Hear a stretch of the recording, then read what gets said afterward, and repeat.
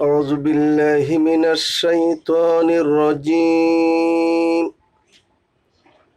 بسم الله الرحمن الرحيم.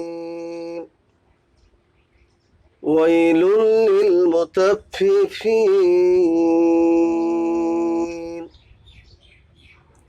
الذين إذا اكتالوا على الناس يستوفون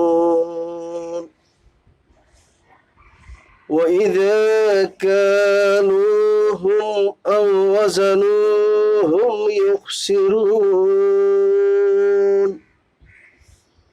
ألا يظن أولئك أنهم مبعوثون ليوم عظيم يوم يقوم الناس لرب العالمين كلا إن كتاب الفجار لفي سجين وما أدراك ما سجين كتاب مرقوم ويل يومئذ للمكذبين الذين يكذبون بيوم الدين وما يكذب به إلا كل معتد أثيم صدق الله العظيم. সুপ্রিয় দর্শক ও শ্রোতা মণ্ডলী, আসসালামু আলাইকুম ওয়া রাহমাতুল্লাহি ওয়া বারাকাতুহু। আমি আপনাদের সামনে কোরআন মাজিদের আমপারা থেকে সূরা আল মুতাফফিফিনের শুরুর দিকে কয়েকটি আয়াত তেলাওয়াত করেছি। এই তেলাওয়াতকৃত আয়াতে মহান রব্বুল আলামিন মানব জাতিকে লক্ষ্য করে যে দিক নির্দেশনা দিয়েছেন, যেহেতু কোরআন মানুষের মুক্তির কথা বলে, মানুষকে জাহান্নাম থেকে বাঁচানোর কথা বলে, তাই আল্লাহ পাক রব্বুল আলামিন এই সূরার এই প্রান্তে ব্যবসা বাণিজ্যের মধ্যে যে মাপজোপ হয়, সে মাপে যারা কম বেশি দেয়, অর্থাৎ যারা মেপে নেওয়ার সময় বেশি নেয়, দেওয়ার সময় কম দেয়, তাদের পরিণতি যে কত ভয়াবহ। হয়তো মানুষ স্বাভাবিক জীবনে এটাকে মামুলি বিষয় মনে করে, কিন্তু আল্লাহ পাক রব্বুল আলামিনের কাছে এটা জঘন্যতম একটা অপরাধ। এই অপরাধের শাস্তি জাহান্নাম। এবং আল্লাহ পাক রব্বুল আলামিন কাল কিয়ামতে যখন সকল মানুষের সামনে দাঁড়াবে মানুষ, এবং আল্লাহ পাক রব্বুল আলামিনের সামনে যখন মুত্তাকিরা জান্নাতবাসীরা যখন দাঁড়াবে, তখন এই রকম অপরাধীরা, যেহেতু তারা জাহান্নামের কাজ করেছে, এই জন্য আল্লাহর সামনে তারা দিদার লাভ তাদের নসিব হবে না। এরকম সাবধান বাণী উচ্চারণ করে আল্লাহ পাক রব্বুল আলামিন এই সূরার শুরুতেই ঘোষণা করেছেন, ওয়াইলুল লিল মুতাফফিফিন, ধ্বংস যারা মাপে কম দেয়। মুতাফফিফিন শব্দটি তাফফিফ বাবে তাফিল থেকে আসছে। শব্দটা তাফিফুন থেকে, মূল শব্দ হলো তাফিফুন। তাফিফুন অর্থ হলো নগণ্য, তুচ্ছ, একেবারে ক্ষুদ্র, একটা ক্ষুদ্র কণা বিশিষ্ট বা ক্ষুদ্র কণা যা মাপে মানুষ কম দেয় অথবা নেওয়ার সময় একটু ঝুঁকি দিয়ে বেশি নেয়। যেহেতু আল্লাহ পাক রব্বুল আলামিন এখানে এই আমলটা, মানুষ যেহেতু প্রতিনিয়ত বেচা কেনার মধ্যে সকলেই কম বেশি জড়িত, যে ক্রেতা সে প্রতিনিয়ত কিনছে, যে বিক্রেতা সে প্রতিনিয়ত মানুষের কাছে বিক্রি করছে, আর এই জঘন্যতম বদভ্যাসটি মানুষকে প্রতিনিয়ত কুরি করে খায়। মানুষের অধিকারকে লঙ্ঘন করে, মানুষের হক হুকুককে নষ্ট করে, আল্লাহ পাক রব্বুল আলামিন এরকম কাজ থেকে মানুষ যেন সাবধানতা অবলম্বন করে, এর থেকে যেন বেঁচে থাকতে পারে।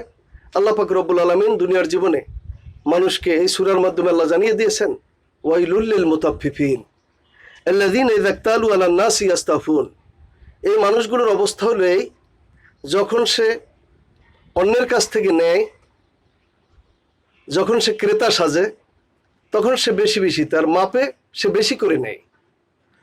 ওয়াইযা কালুহুম আও ওয়াজানুহুম ইউখসিরুন। আর যখন মানুষকে সে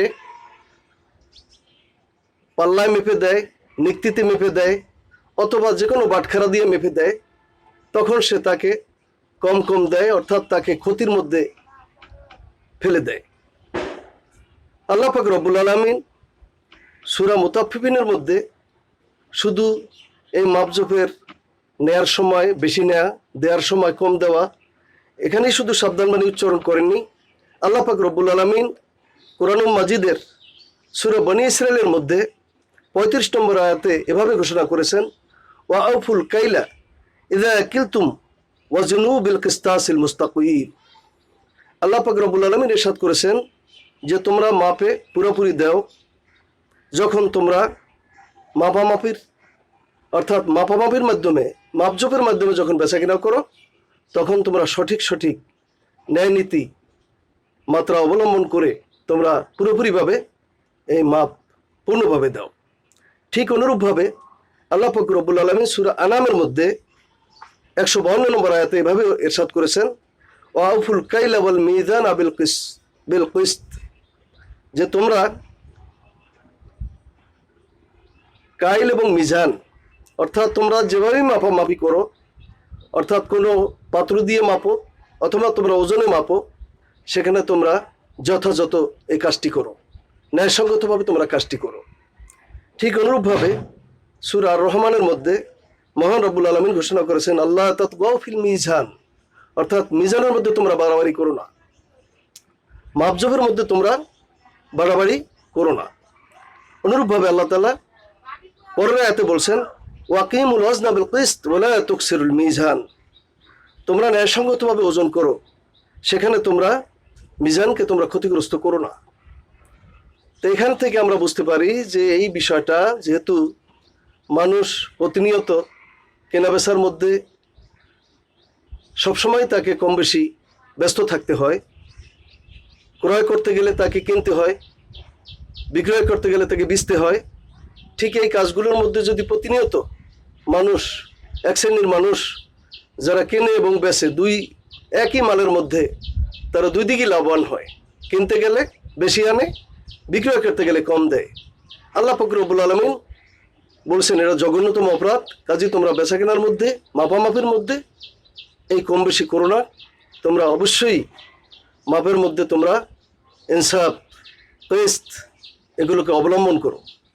এরপর আল্লাহ পাক রব্বুল আলামিন বলছেন, আলা ইয়াযুন্নু উলাইকা আন্নাহুম মাবউসুন লিয়াউমিন আযীম। তারা কি মনে করে না যে তাদেরকে পুনরুত্থান ঘটানো হবে না সেই ময়দানে মহাশারে? হাসরের ময়দানে কি তাদেরকে উঠিয়ে আনা হবে না? মানুষ জাগতিক জীবনে এরকম লাভবান হয়ে সে অনেক অনেক সম্পদ উপার্জন করবে, আর এভাবে করে তার জীবনটা নিঃশেষ হয়ে যাবে, সে কবরস্থ হবে, এরপরে কি তার উঠতে হবে না? আল্লাহর আদালতে অবশ্যই তাকে উঠতে হবে। এবং সেদিন এই জাগতিক জীবনে সে যে নেওয়ার সময় বেশি নিয়েছে, দেওয়ার সময় কম দিয়েছে, এটাকে অবশ্যই তাকে হিসাব, আল্লাহর সামনে দাঁড়াতে হবে এবং হিসাব দিতে হবে। ইয়াউমা ইয়াকুমুন নাসু লিরাব্বিল আলামিন। সেদিন মহান রব্বুল আলামিনের সামনে, আল্লাহ রব্বুল আলামিনের সামনে সকল মানুষকে দণ্ডায়মান হতে হবে।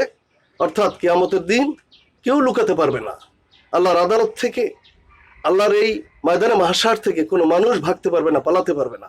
সেদিন তাদের অবস্থাটা কেমন হবে? কাল্লা ইন্না কিতাবাল ফুজ্জার লাফি সিজ্জিন।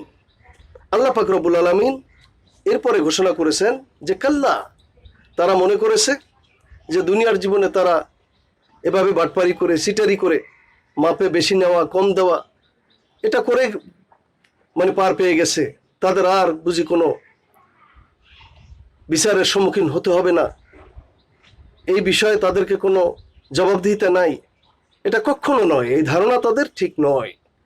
বরং ইন্না কিতাব আল ফুজ্জার, এই কাজটা পাপের কাজ, আর যারা করেছে তারা পাপী। আর এই পাপীদের তাদের এই তালিকা, যারা এরকম দুনিয়াভর সে আদম আলাইহিস সালাম থেকে শুরু করে প্রিয় নবী মুহাম্মদুর রাসূল সাল্লাল্লাহু আলাইহি সাল্লাম পর্যন্ত তাদের সকল মানবের এই মাপজোপের বিষয়ে যারা মানুষকে ক্ষতিগ্রস্ত করেছে, যারা ন্যায়ের সময় বেশি নিয়েছে, তারা পাপী। এই পাপীদেরকে তাদের তালিকা ধরে ধরে তাদেরকে কয়েদখানার মধ্যে তাদের তালিকা থাকবে। এরপর আল্লাহ পাক রব্বুল আলামিন নবী করিম সাল্লাল্লাহু আলাইহি সাল্লামকে সম্বোধন করে জিজ্ঞাসা করছেন, ওমা আদরাকা মা সিজ্জিন, ওমা আদরাকা মা সিজ্জিন, হে নবী আপনি কি জানেন সেই সিজ্জিনটা কি? কিতাবুম মারকুম, সিজ্জিন হলো একটি লিখিত কিতাব। ওয়াইলুন ইয়াউমাইযিন লিল মুকাযযিবিন, সেদিন হবে এই লিখিত কিতাব অর্থাৎ আল্লাহর জেলখানার মধ্যে এই পাপীদের একটা রেজিস্টার থাকবে। সেই রেজিস্টার ধরে ধরে তাদের তালিকায় তাদের নাম থাকবে, তাদের পরিচিতি থাকবে, তারা এখান থেকে একটু লুকাতে পারবে না। এরপরে আল্লাহ তাআলা বলছেন ওয়াইলুন ইয়াউমাইযিন লিল মুকাযযিবিন, এরকম যারা মিথ্যাবাদী, এই মিথ্যাবাদীরা জাগতিক জীবনে যখন তাদের সামনে কোরআন, যুগে যুগে যখন তাদের সামনে আল্লাহর এলানকে যখন তাদের সামনে পেশ করা হয়েছে, আল্লাহর যে সমস্ত ওহী, আল্লাহ তাআলার যে প্রত্যাদেশ, এই প্রত্যাদেশকে যখন তাদেরকে তেলাওয়াত করে শোনানো হতো, তখন তারা এটাকে হাস্যস্কর বলে উড়িয়ে দিত, তারা এটাকে বিশ্বাস করতো না। ঠিক তেমনিভাবে কোরআনুল কারিমে এই কথাগুলো প্রায় সূরার মধ্যেই আছে। মানুষ যে ধরনের অপরাধ করুক, সে অপরাধের একটা গুনাহ আছে, একটা পাপ আছে, সেই পাপ ধরে ধরে আল্লাহ পাক রব্বুল আলামিন তাদেরকে শাস্তি দিবেন। তাদের শাস্তি হবে বিচিত্র শাস্তি। আর জাগতিক জীবনে যখন এই শাস্তির কথা যুগে যুগে নবী করিম সাল্লাল্লাহু আলাইহি সাল্লাম গণ, আম্বিয়া কেরামগণ, ঠিক তাদের যোগ্য উত্তরসূরিগণ মানুষকে যখন এই অপরাধের আহ্বান করেছে যে তোমরা এই অপরাধগুলো করো না, তখন তারা এটা হাস্য ভরে প্রত্যাখ্যান করেছে।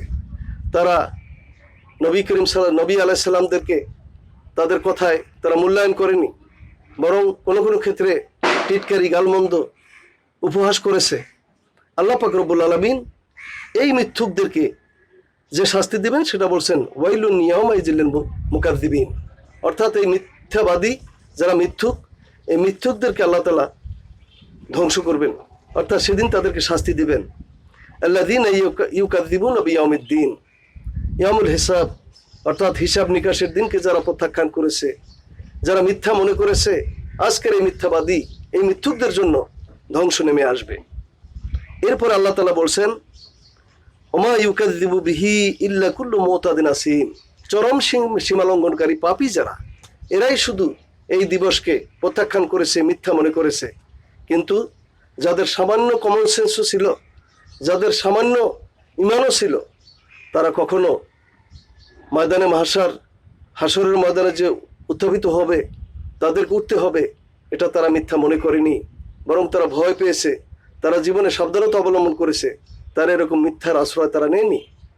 কিন্তু এই সমস্ত লোক যারা যুগে যুগে নবীদের আহ্বানকে প্রত্যাখ্যান করেছে, আল্লাহ তাআলার কালামকে প্রত্যাখ্যান করেছে, পাশ কাটিয়ে তারা জীবনযাপন করেছে, তারা আজকের এই মিথ্যুকদের জন্য ধ্বংস নেমে আসবে।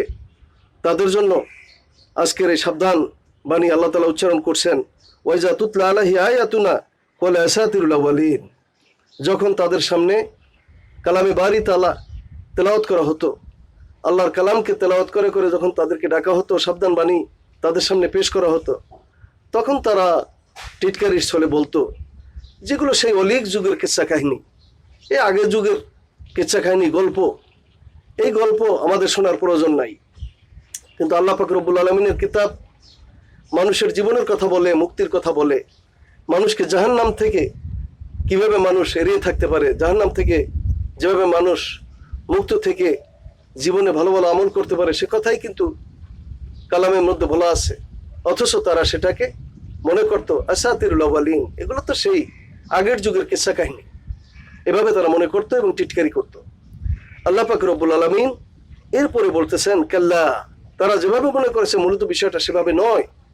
আজকের তাদের বিচারের মুখোমুখি হতে হলো, আজকের তাদের প্রত্যেকটা কর্মকাণ্ডের পুঙ্খানুপুঙ্খানু জবাবদিহিতার কাতারে তাদেরকে সামিল করা হলো। আজকের তাদের পরিণতি অত্যন্ত ভয়াবহ হবে।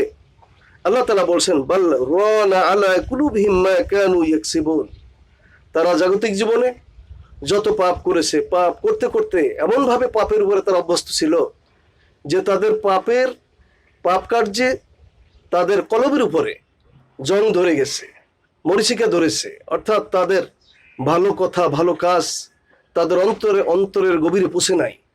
তারা সব সময় প্রতিটা কাজই তারা নেগেটিভ সেন্স নিয়ে তারা প্রত্যেকটাকে উপহাস করেছে, প্রত্যাখ্যান করেছে, এড়িয়ে চলেছে এবং পাপ কাজের উপরে তারা আরো গতিশীল হয়েছে।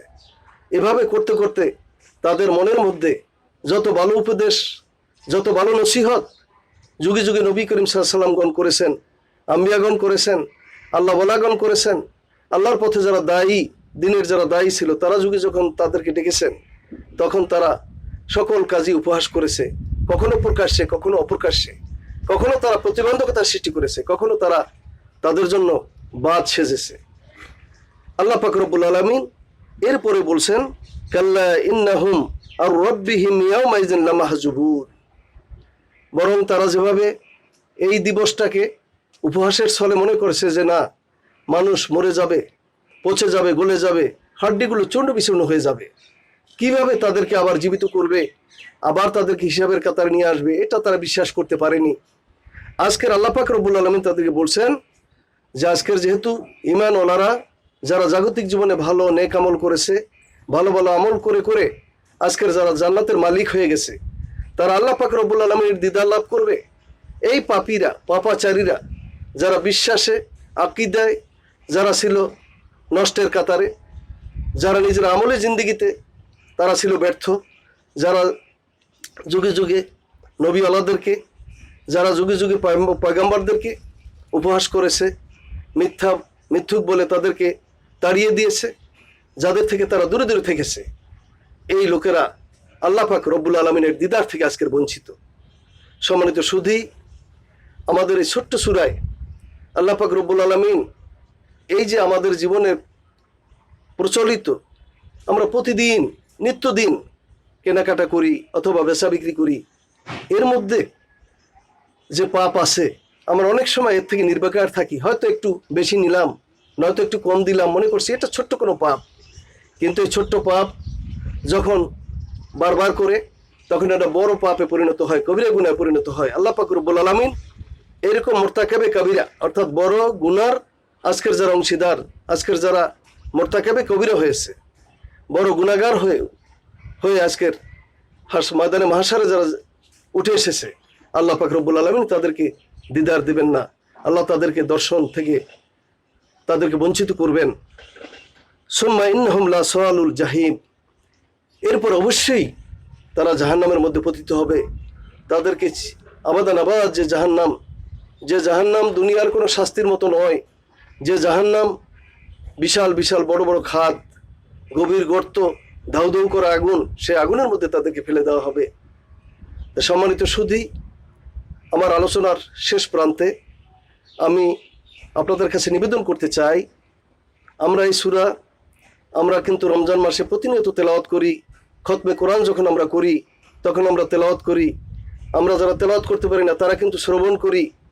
কিন্তু আমাদের সামনে প্রতিনিয়ত কোরআন কথা বলে যাচ্ছে, আমাদেরকে মুক্তির হাতছানি দিয়ে আমাদেরকে ডাকছে, আমাদের পথের দিশা দিয়ে যাচ্ছে।